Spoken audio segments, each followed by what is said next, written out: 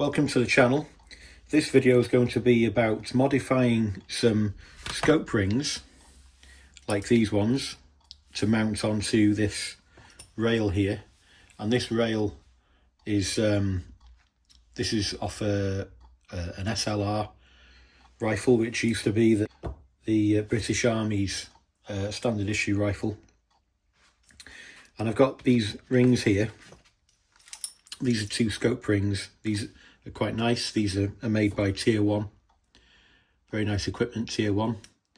And today's task is to make these rings fit onto that rail.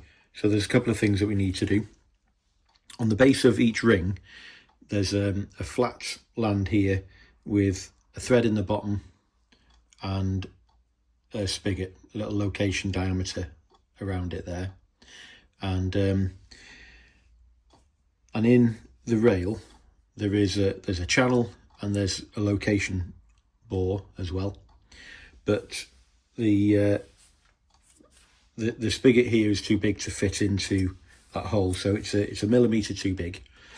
And the other thing that's needed is a little tenon milling onto the bottom of each of these rings, so that tenon can locate into that channel there and the spigot locate into the hole. And what that will provide is a good fit in the channel with the tenon will give good rotation alignment this way, and then the spigot locating into the bore will ensure that the ring is aligned fore and aft on the rifle, so that when the rifle's fired, the recoil doesn't cause it to lose its position. So the width of the tenon that's going to go on here needs to be a really nice fit into here. So I did measure the width of this with the caliper just to get me into the right ballpark, and it gave me a number, 9.5 something, 9.57. I'm not too sure about that number. So what I've done is I went through a set of gauge blocks to find what dimension gauge block fits in here really nice, and it's actually 9.5 millimeters. So that gauge block there fits into there really nicely, and it fits into here nicely as well. And that's the kind of fit that I want on the tenon. It does slide in there, so it's not an interference fit. Gets to focus. So it's not an interference fit, but it's a really close fit. Come on, focus. Yeah, so it doesn't rattle from side to side, which is what we want. So the first thing that we're going to do here is we're going to reduce the diameter of this spigot, and to do that I'm going to make a little fixture for this to hold onto the lathe, because if I try to hold this scope ring in a 4-jaw on the lathe, then the outcome is not going to be very pretty, because I'm going to have to end up centering it and also getting it square on the lathe. So the thing I'm going to do, or the approach that I'm going to take, is I'm going to make a little fixture so that I can mount this ring down onto a fixture, and then I can hold that fixture in the vise and clock it central, and then this face should be true then, but then I've got an opportunity to correct the squareness on the lathe if I need to, and then I'll machine that spigot down to size. So that's the first step, and after I've done that, I'll mill the tenon onto there. And the way I'm going to align the scope rings is I've got this piece of 30mm bar. So these are 30mm scope rings, so they're designed to hold a 30mm diameter tube on a scope.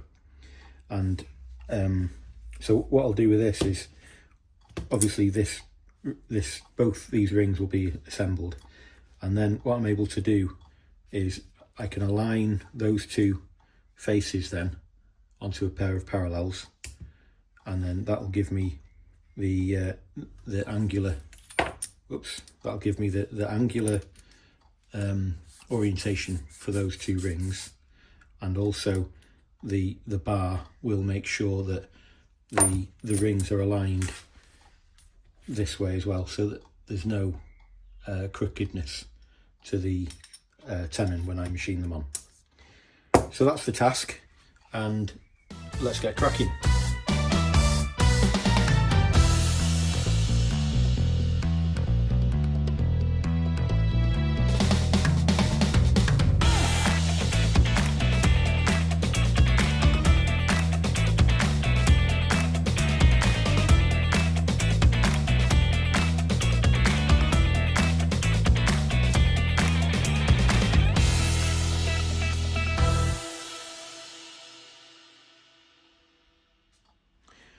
Okay, so you just saw me machine the basis of this fixture on the lathe.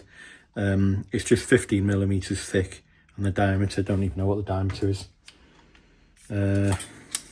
Center scale 61.65, so that's the size of that, and that scope ring will sit on there like that. So I've just been measuring the hole centers. So on here there are 4 holes, and they're tapped M4. And what I'm going to do now is drill and tap 4 holes in here. I've calculated the hole centers, so draw myself a little sketch.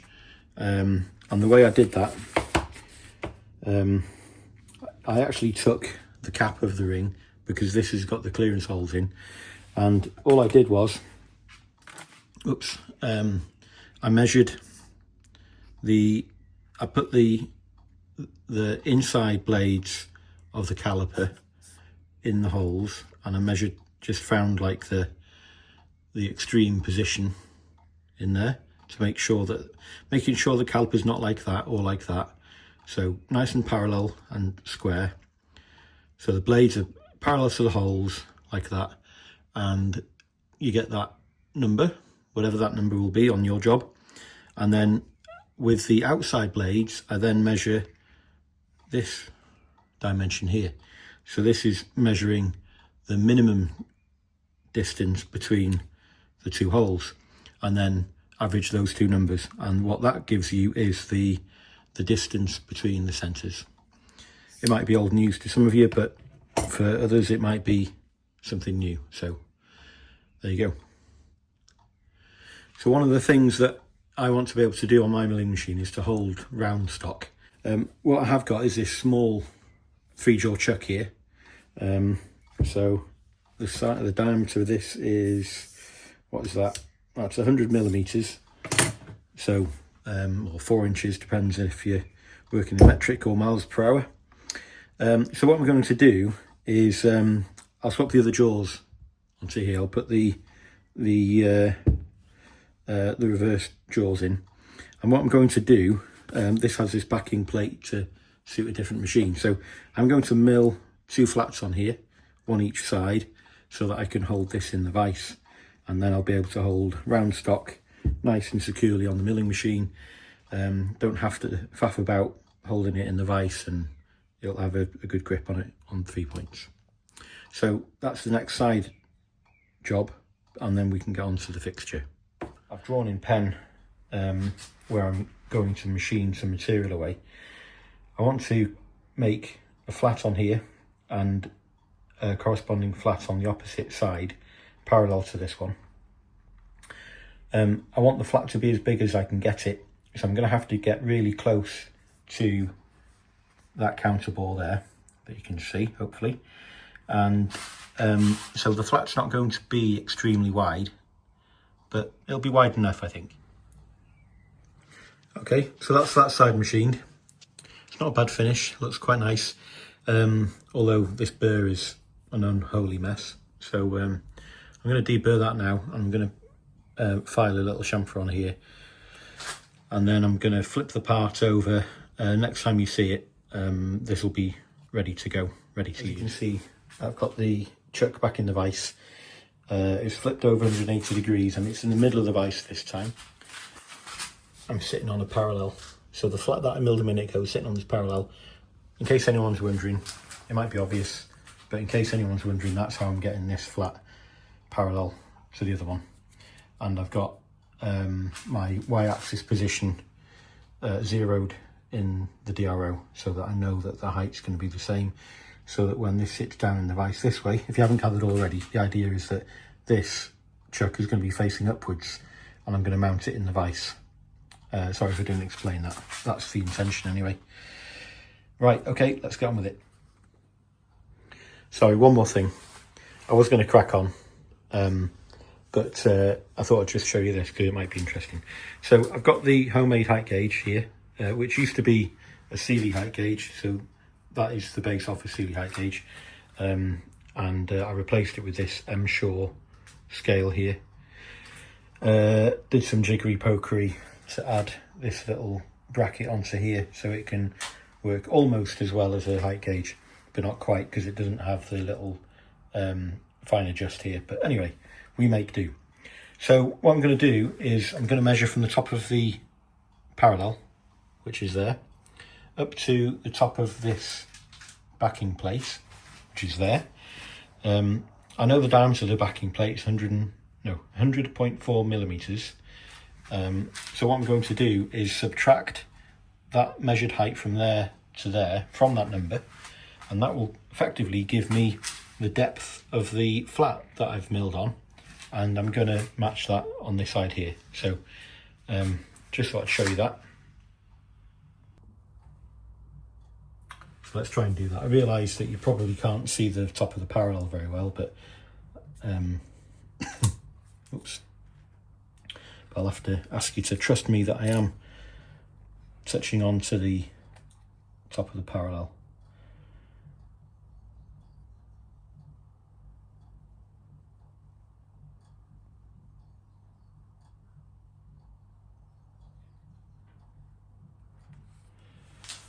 So we'll zero the clock, move round. Okay, so from my perspective, the clock is on 0. It might not be on 0 for you. Right, so this is where having a proper height gauge, this would be easier.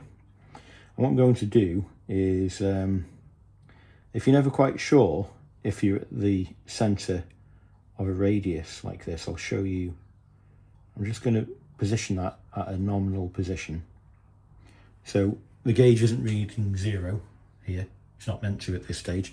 What I'm going to do is move backwards and forwards to find the highest point there. And the highest point is there.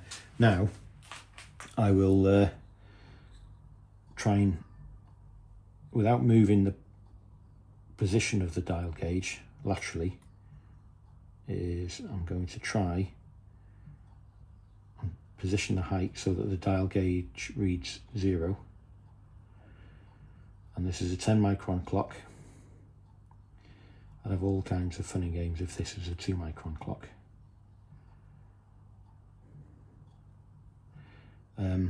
If anyone wants to sponsor me, if anyone wants to sponsor the channel by donating a height gauge, feel free.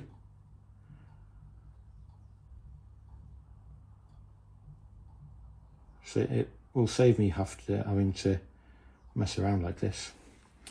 All right, there we go. So it's within 10 microns on the clock, and the height that I've got there is 93.67. Write that down. 93.67. So 100.4 minus 93.67. Quick maths, which I can't do, is 6.73. Some of you probably already did that in your heads, and if you did, well done you. Okay, right, just thought I'd share that with you. I'm going to machine that now to dimension. Right, so we've put the opposite jaws in the chuck now, and this is what the backing plate looks like with the 2 little flats milled on. And what we'll do now is put the little fixture in, a little blank in there. So we'll tighten this chuck up.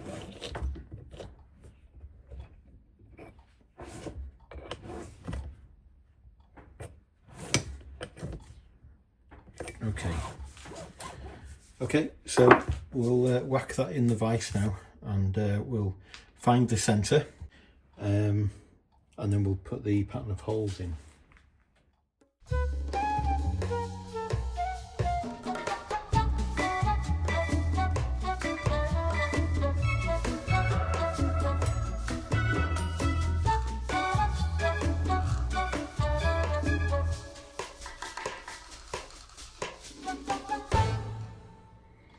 As you can see, we're back at the bench, and there's 8 holes in this when there should only be 4, and there's a reason for that. Well, there's 2 reasons actually.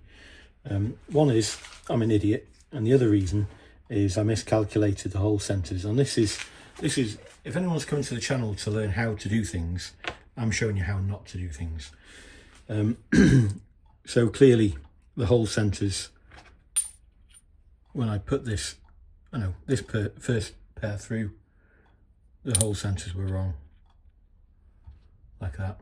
So I calculated the average position incorrectly when I was showing you how to measure the hole centres.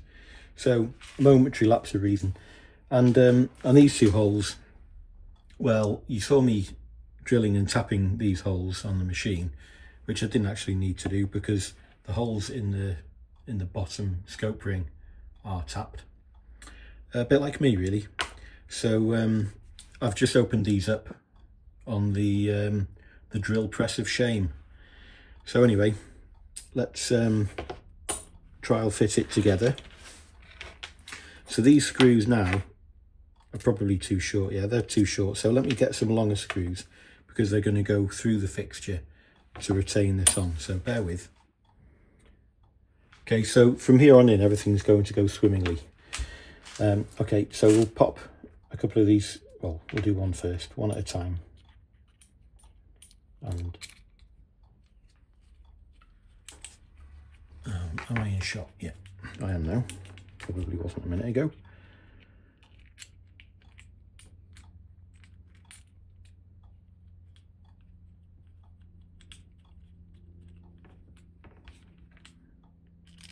If it looks awkward, it's because I'm leaning around the tripod. I can barely see what I'm doing.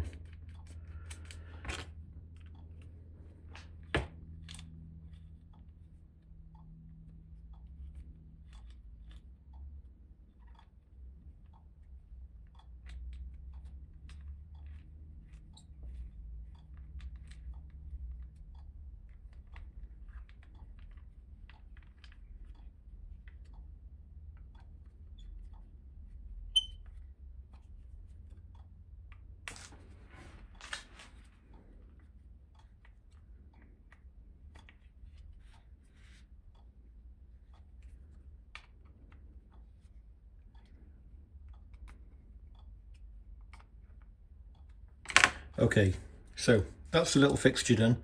That's going to be held in the 4-jaw. I'm going to clock that little spigot up to within, well, as least number of microns as humanly possible, and then we'll reduce that diameter down.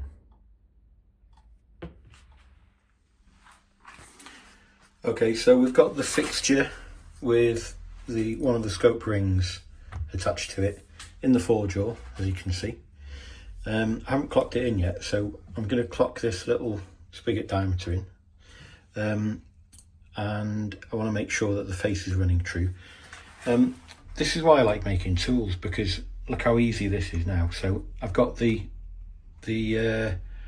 dial gauge holder in the tool post, and let's wind that into position. Focus if we can.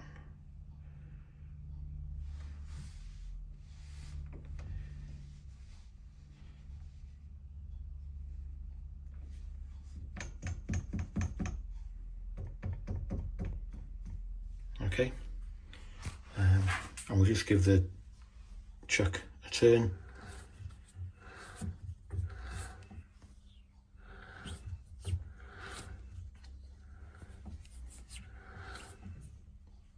It's running out a bit, but it's less than 10 microns, so I'd say that's a win.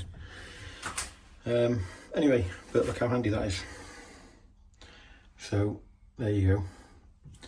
And it's straight in there. You know, if I had to faff about with a clock stand, okay, it's minutes, isn't it? But you know, this just makes the job so convenient to do. Anyway, let's clock the job in radially. Okay, so we've clocked this in now. So I'll jog the machine so I can show you how well it's clocked in. It's within about 10 microns.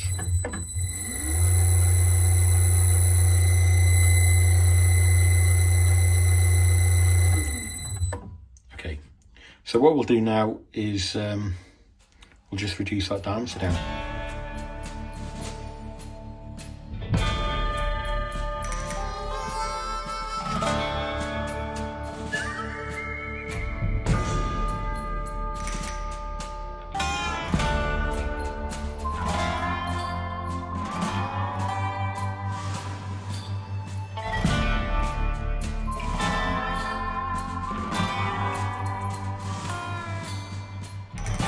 Okay, so we've just machined this face and the spigot diameter on the lathe, and I've removed 2.5 millimeters off this front face, and I've reduced this spigot diameter slightly down to, it's just under 7 millimeters now, and I did a little test fit into the rail whilst it was still on the lathe, and it fits just nice.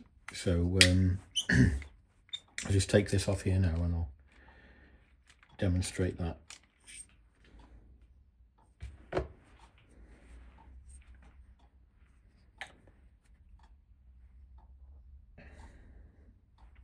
So the other ring, where is it? So I'm going to machine the other ring to the same standard. Now the customer wanted this. Well, this face here is the bottom of the tenon. So there's going to be obviously a step feature on here, and the dimension to the step feature, we were aiming to make that as low as 3 millimeters, but if we do that, then there's a good chance that we'll run into this little bevel feature, sorry, bubble level on the side of the ring. So we just made that a little bit longer. There's the rail. That's the hole that this locates into. Now I probably can't reach that now because I've actually shortened the face of that spigot feature. So it's only engaging by 1 millimeter, I think.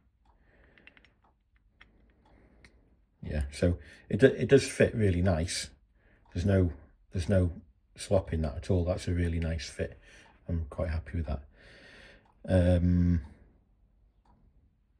And then you can see there, that's the gap now that we've got. So once I machine a little tenon onto here, that'll just sit right down into there. Real nice. Right, okay, so I'll bring this ring to the same standard as this one, and then we'll get set up on the mill to machine that tenon. Okay, so both rings are turned there, so they've both had the spigots reduced in diameter, the spigot's been shortened, and this face has been turned back as well. So the distance from the bottom of the ring, or the curve in the ring, to the end of that face, that's 7.5 millimeters, and we're going to machine a tenon on here now. And so to do that, I want to make sure that they're both exactly the same, and the way I'm going to do that is set them up on here first, and I'm using a piece of 30mm bar as a fixture, which is this. So I'm going to keep these fairly close together. So in goes the bar, So that's now aligned those two cylinders that exist in those scope rings. And then what I'll do one at a time, I will just snug down these top caps onto the base of the ring bases.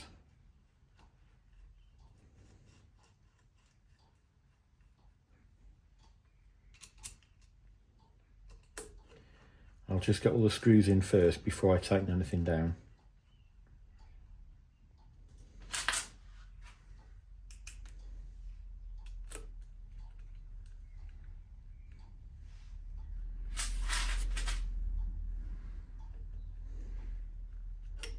Oops. Back that off, quarter of a turn.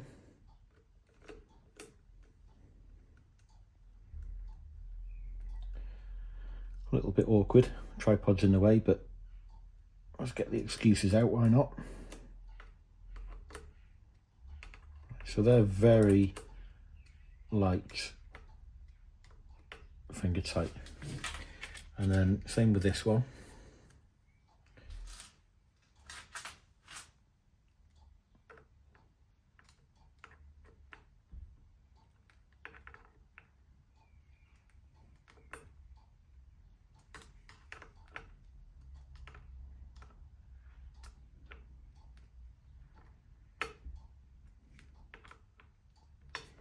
Okay, so they are all aligned now.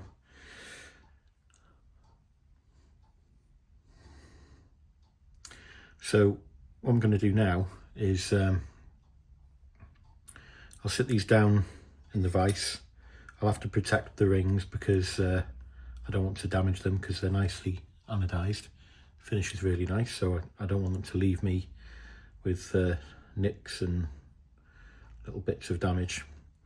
So we're going to mount that in the vise now. So I'll have a look at how I'm going to hold that, and then I'll bring you back in a minute.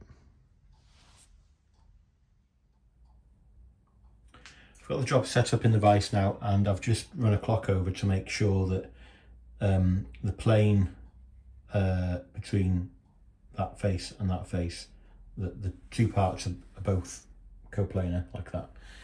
And so I'm just running a dial gauge front to back. So let me just zero the dial gauge. It's the wrong way. It's a bit of a dodgy setup with the dial gauge. It's not the best. Anyway, so front to back. So we're high by 10 mics. Let me just drop this down slightly. Okay, so we're bang on zero. So front to back, got 10 microns in it. And then left to right,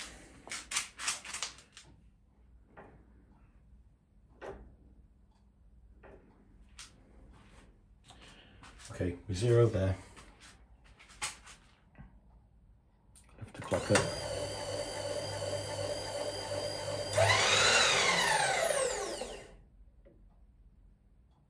Clock. We've got 2.5 divisions, so it's a thou run out. I'm going to say that's okay. So I'm going to pick up one of these spigot features now with the coaxial gauge, set my Y0 position, so I've got the centre line running down there, then I'll machine the tenon on.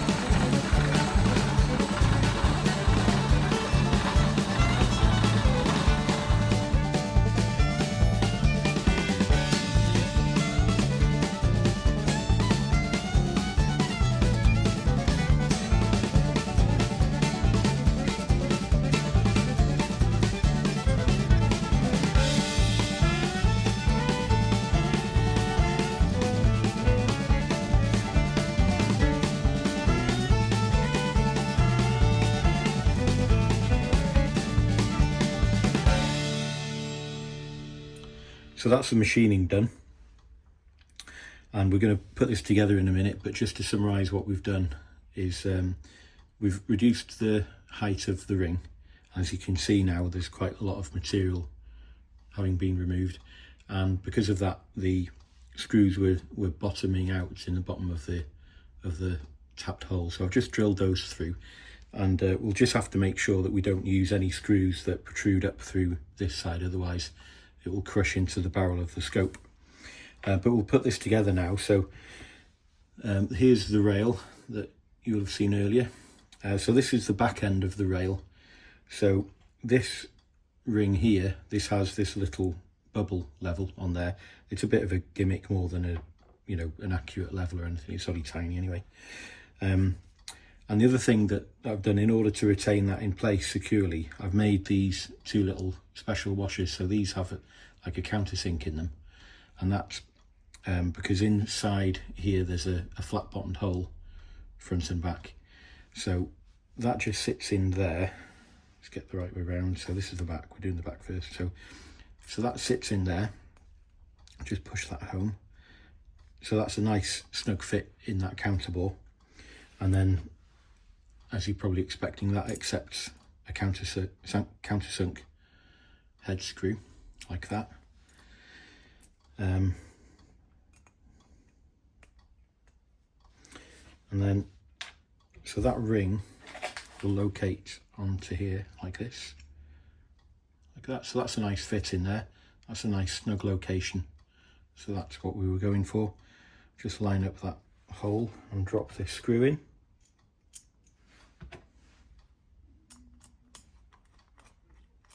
Just nip this finger tight for now.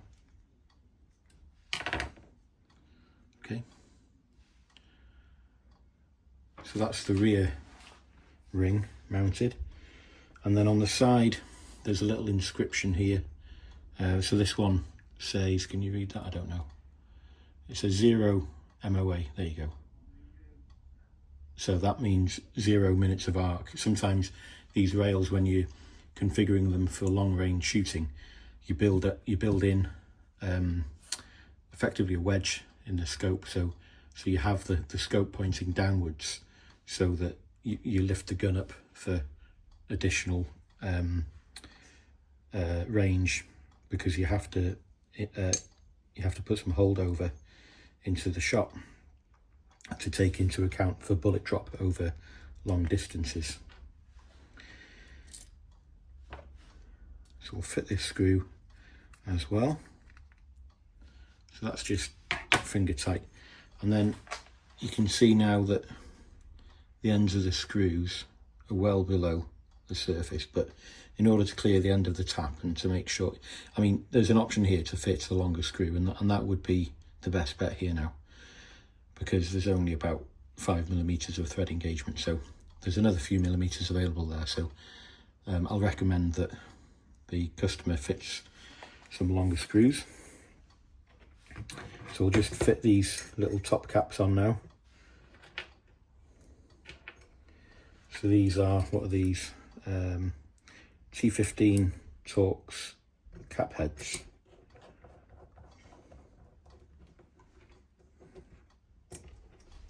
Anyway, you probably don't need to see me screwing some cap heads in, do you?